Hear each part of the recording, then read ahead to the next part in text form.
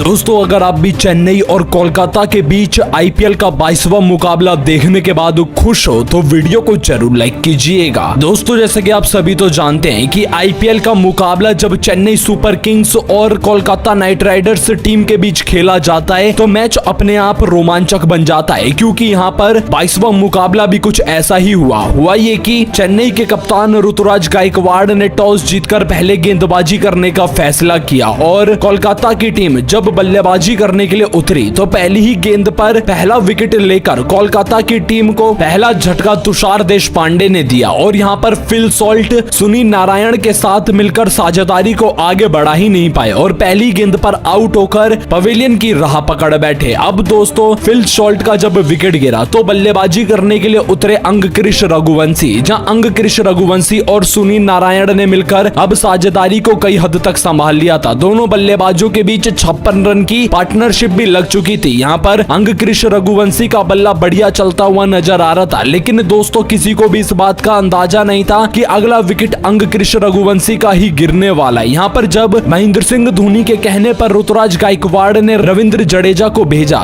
तो गेंद को बाहर जाता समझ अंगक्रिश रघुवंशी गलत शॉट खेल बैठे और सीधा गेंद जाकर उनके पांव पर लग गई, जिसके चलते यहाँ अंगक्रिश रघुवंशी 18 गेंदों में 3 चौके और 1 छक्का लगाकर 24 रन बनाकर अपना विकेट गवा बैठे और एलबीडब्ल्यू बोल्ड आउट जैसे ही अंगक्रिश रघुवंशी हुए तो यहाँ पर कोलकाता नाइट राइडर्स टीम का स्कोर 56 रन पर अब 2 विकेट हो चुका था। जैसा कि आप सब यहाँ पर स्कोर कार्ड में भी देख सकते हो, अब 2 बल्लेबाजों के आउट हो जाने के बाद उतरे कप्तान श्रेयस अय्यर, जहाँ सुनील नारायण और श्रेयस अय्यर को मिलकर साझेदारी आगे बढ़ाने की जरूरत थी, लेकिन दोस्तों यहाँ पर रविंद्र जडेजा आखिरकार सुनील नारायण को भी कहां टिकने देने वाले थे। इसी 7वें ओवर की 5वीं गेंद पर रविंद्र जडेजा ने महेश तीक्ष्णा के हाथों सुनील नारायण को भी चलता किया, जो कि 20 गेंदों पर 3 चौके और 2 छक्कों की बदौलत 27 रन बनाकर आउट हुए और 4 रन के भीतर ये तीसरा बड़ा झटका भी कोलकाता की टीम को लग गया। अब 3 बड़े विकेट गिर जाने के बाद कोलकाता की टीम पूरी तरह से दबाव में आ चुकी थी। उनको समझ नहीं आ रहा था कि यहाँ पर किस तरह से बल्लेबाजी की जाए, क्योंकि गेंद जो थी वो पिच का सहारा लेते हुए काफी रुकती बल्लेबाज के पास पहुंच रही थी। तो इसी का फायदा उठाते हुए यहाँ महेंद्र सिंह धोनी ने चालाकी चली और उन्होंने सारी गेंदों को वाइड यॉर्कर लेंथ की फेंकने का अपने गेंदबाजों से बोला और इसका परिणाम ये हुआ कि कोलकाता की टीम के एक के बाद एक विकेट गिरते चले गए। यहाँ जब वेंकटेश अय्यर श्रेयस अय्यर का साथ निभाने के लिए आए थे तो वो भी टिक नहीं पाए और रविंद्र जडेजा ने डेरिल मिचेल के हाथों वेंकटेश अय्यर को मात्र 3 रन के स्कोर पर ही चलता किया और वेंकटेश अय्यर जब आउट हुए तो यहाँ पर कोलकाता की टीम ने अपने 4 बड़े विकेट गवा दिए थे। अब रमनदीप सिंह ने कई हद तक श्रेयस अय्यर के साथ मिलकर पारी को संभालने की कोशिश तो की, लेकिन वो भी 13 रन बनाकर ही महेश तीक्ष्णा की गेंद पर बोल्ड आउट हो गए और 5 विकेट गवाकर कोलकाता की टीम ने मात्र 85 रन जोड़े थे। यहाँ पर कोलकाता के एक के बाद एक विकेट गिरते जाना ही इस मुकाबले में उनको बैकफुट पर ढकेलता चला गया और यहाँ जब रमनदीप आउट हुए तो रिंकू सिंह से हर किसी को उम्मीद थी कि वो अय्यर के साथ मिलकर साझेदारी को संभालेंगे, लेकिन दोस्तों यहाँ पर तुषार देशपांडे ने उनको यॉर्कर लेंथ की गेंद डालकर बोल्ड आउट कर दिया और रिंकू सिंह भी 14 गेंदों पर मात्र 9 रन बनाकर ही चलते बने। अब कोलकाता की टीम पर इतना दबाव हो चुका था कि 6 विकेट मात्र 112 रन पर गवा देने के बाद अब श्रेयस अय्यर और आंद्रे रसल मात्र उम्मीद बचे हुए थे। लेकिन आपको हम बता दें कि 17वें ओवर में आंद्रे रसल की एंट्री हुई, बल्कि उनको इस मुश्किल स्थिति में कम से कम कोलकाता के लिए बल्लेबाजी करने के लिए 13वें ओवर में ही आ जाना चाहिए था, जिसका खामियाजा ये हुआ कि आंद्रे रसल को बीच मैदान पर पिच को भापने के लिए समय ही नहीं मिला और अपना विकेट भी वो तुषार देशपांडे को दे बैठे। जी हाँ, यहाँ पर तुषार देशपांडे ने उनको फिर से अपना हाथ खोलने का मौका दिया और डीप स्क्वायर लेग में खड़े डेरिल मिचेल ने बड़ी आसानी से आंद्रे रसल का कैच पकड़कर उनको 10 रन पर चलता किया और कोलकाता की टीम ने यह 7वां विकेट गवा देने के बाद श्रेयस अय्यर का विकेट भी खो दिया, क्योंकि वो 34 रन बनाकर खेल रहे थे और उम्मीद तो यही थी कि वही स्कोर को अब 150 के पार लेकर जाएंगे, लेकिन यहाँ मुजीबुर रहमान ने श्रेयस अय्यर को आउट कर दिया था। तब स्कोर मात्र 135 रन पर था। अब अनुकूल रॉय मिचेल स्टार्क से उम्मीदें तो थी, लेकिन यहाँ पर 20 ओवर खत्म होते तक कोलकाता की टीम 9 विकेट गवाकर 137 रन जोड़ पाने में ही कामयाब हुई और खामियाजा ये हुआ कि 138 रन का बिल्कुल छोटा सा लक्ष्य चेन्नई सुपर किंग्स के आगे था। अब चेन्नई के लिए इस लक्ष्य को बनाना कितना मामूली खेल होता ये तो हमें मैच के दौरान ही पता चला, क्योंकि दोस्तों यहाँ पर अगर गेंदबाजी के बारे में बात करें तो चेन्नई के लिए सबसे ज्यादा 3-3 विकेट रविंद्र जडेजा और तुषार देशपांडे को मिले तो 2 विकेट मुस्तफिजुर रहमान और महेश तीक्ष्णा को 1 विकेट मिला, जिससे कि ये तो साफ हो जाती है बात कि ये पिच जो है वो गेंदबाजों के लिए ज्यादा सफल और कारगर साबित हो रही थी। अब यहाँ पर सोचने वाली बात ये थी कि चेन्नई सुपर किंग्स के खिलाफ केकेआर की गेंदबाजी आखिर क्या रंग दिखाती है। अब यहाँ पर अब दूसरी पारी शुरू हुई, जहाँ चेन्नई के लिए पारी की शुरुआत करने रचिन रविंद्र और ऋतुराज गायकवाड़ उतरे। यहाँ पर दोनों बल्लेबाजों ने ठान लिया था कि पावर प्ले का अच्छे से इस्तेमाल करके स्कोर को तेजी से आगे बढ़ाना पड़ेगा, तभी इस मैच में हमें बढ़त मिल पाएगी। और शुरुआत के जो 3 ओवर थे दोनों बल्लेबाजों ने मुश्किल गेंदबाजी के आगे भी 26 रन जोड़कर इस मैच में अपनी पकड़ बनाकर रखी। लेकिन दोस्तों यहाँ किसी को क्या ही पता था कि वैभव अरोड़ा आएंगे अपना पहला ही ओवर लेकर और वरुण चक्रवर्ती के हाथों रचिन रविंद्र को कैच थंभा देंगे। और यहाँ पर रचिन रविंद्र 8 गेंदों में 3 चौके की बदौलत 15 रन बनाकर आउट हुए और पहला बड़ा झटका चेन्नई सुपर किंग्स की टीम को 27 रन के कुल स्कोर पर लगा। और ये विकेट गिर जाने के बाद आए डेरिल मिचेल, जहां ऋतुराज गायकवाड़ और डेरिल मिचेल के बीच साझेदारी आगे बढ़ने शुरू होती है। इस बीच पावर प्ले भी समाप्त हो चुका था। दोनों बल्लेबाजों ने जितने रन बनाने थे पावर प्ले में बना लिए। असली मैच तो अब शुरू हुआ, जहां गेंदबाजी का एक से बढ़कर एक प्रदर्शन देखने के लिए मिल रहा था। एक तरफ सुनील नारायण अपना दबाव बना रहे थे तो दूसरी तरफ वरुण चक्रवर्ती भी किसी की कहां सुनने वाले हैं। यहाँ देखते ही देखते चेन्नई सुपर किंग्स की टीम अब बैकफुट पर जाती हुई नजर आने लग गई, क्योंकि लगातार दबाव तो बनता जा रहा था, लेकिन इस दबाव को रिलीज कर दिया ऋतुराज गायकवाड़ ने, जिन्होंने सबसे पहले तो अपनी टीम को 50 रन के पार पहुंचाया। और दोस्तों एक समय ऐसा था जब कोलकाता की टीम यहाँ मैदान पर इतना ज्यादा स्ट्रगल कर रही थी पिच को लेकर, लेकिन ऋतुराज गायकवाड़ की बल्लेबाजी देखकर एक पल के लिए भी ऐसा नहीं लगा कि इस पिच में कोई खराबी है। और उनका साथ निभाते हुए डेरिल मिचेल ने भी मिलकर 50 रन की साझेदारी कर डाली। दोनों बल्लेबाज जैसे तैसे करके टीम को और भी ज्यादा नजदीक लेकर पहुंच गई जीत के। और यहाँ पर 8 ओवर में चेन्नई सुपर किंग्स ने 67 रन की पारी खेल दी थी। अब यहाँ से विकेट गिरते भी तब भी चेन्नई की टीम को मात्र 72 गेंदों में मैच जीतने के लिए 71 रन बनाने थे और मुकाबला पूरी तरह से चेन्नई सुपर किंग्स के हाथ में था। लेकिन दोस्तों किसी को भी इस बात का अंदाजा नहीं था कि मुकाबला ऐसा करवट लेगा कि मैच अंतिम ओवर में पहुंच जाएगा और वहां जाकर रोमांचक मुकाबले की सभी हदें पार हो जाएंगी। और दोस्तों आप सभी यहाँ पर देख भी सकते हो अंतिम ओवर में जब चेन्नई सुपर किंग्स और कोलकाता नाइट राइडर्स की टीम के बीच मुकाबला पहुंचा और मैच को चेन्नई सुपर किंग्स ने बड़े ही मजेदार अंदाज में अपने नाम करके आईपीएल 2024 में 2 पॉइंट अर्जित कर लिए और अब चेन्नई सुपर किंग्स की टीम इस मुकाबले को जीत गई। और दोस्तों इस मैच में ऋतुराज गायकवाड़, डेरिल मिचेल का योगदान काफी महत्वपूर्ण रहा और दोनों बल्लेबाजों ने अर्धशतकीय साझेदारी करके यहाँ अपनी टीम को मैच जिताने पर ज्यादा फोकस रखा। बाकी दोस्तों महेंद्र सिंह धोनी ने कहीं ना कहीं हद तक अपने बल्लेबाजों को बता दिया था कि आप जाते से ही बस ताबड़तोड़ बल्लेबाजी करने पर ज्यादा गौर करना, ना कि आप ज्यादा सोच विचार करने पर। और धोनी की बात अगर कोई टीम माने और वो ना जीते ऐसा तो कभी हो नहीं सकता। बाकी दोस्तों आप सभी क्या मानते हैं चेन्नई सुपर किंग्स की शानदार जीत के बारे में? अपनी राय हमें जरूर बताइएगा।